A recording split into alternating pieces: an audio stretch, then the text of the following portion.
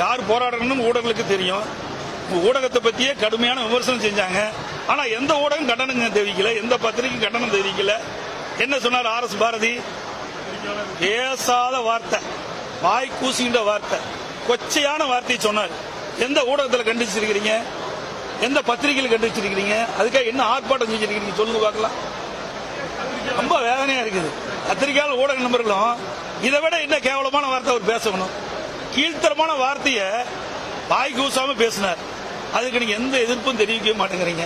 அவர்கள் தான் அடிக்கடி அவருடைய கட்சி சார்ந்த விளம்பரம் தான் அடிக்கடி வருது, கட்சி சார்ந்த நியூஸ் தான் அடிக்கடி வருது. நாங்க எவ்வளவோ நல்ல திட்டங்களை அறிவிக்கிறோம், ஆனா ஒரு தடவை காண்பிக்கிறீங்க, அப்படி விட்டுறீங்க.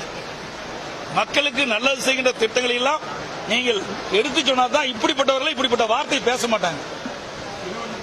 அது மட்டும் இல்ல, இன்னொரு கருத்தையும் சொல்லியிருக்கின்றார்.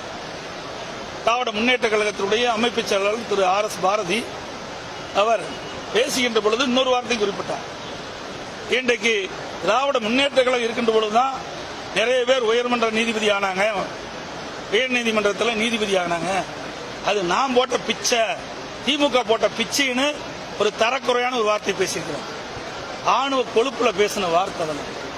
ஒரு தாழ்த்தப்பட்ட சமுதாயத்தை இப்படி விமர்சனம் செய்வது சரியா? எத்தனை ஊடகத்தில் அதை பத்தி பெருசு பண்ணீங்க. உங்களை பற்றியும் பேசினாரு, தாழ்த்தப்பட்ட மக்களையும் கொச்சைப்படுத்தி பேசினார். அதற்கு எந்த ஊடகமும் பத்திரிகையும் முழுமையான செய்தி வரவே இல்லை. இதையெல்லாம் நீங்கள் மக்களுக்கு எடுத்து சொல்ல வேண்டும். நாங்க தவறா சொல்லல, அவர் சொன்னது மட்டும் நீங்க போட்டிருந்தா போதும்.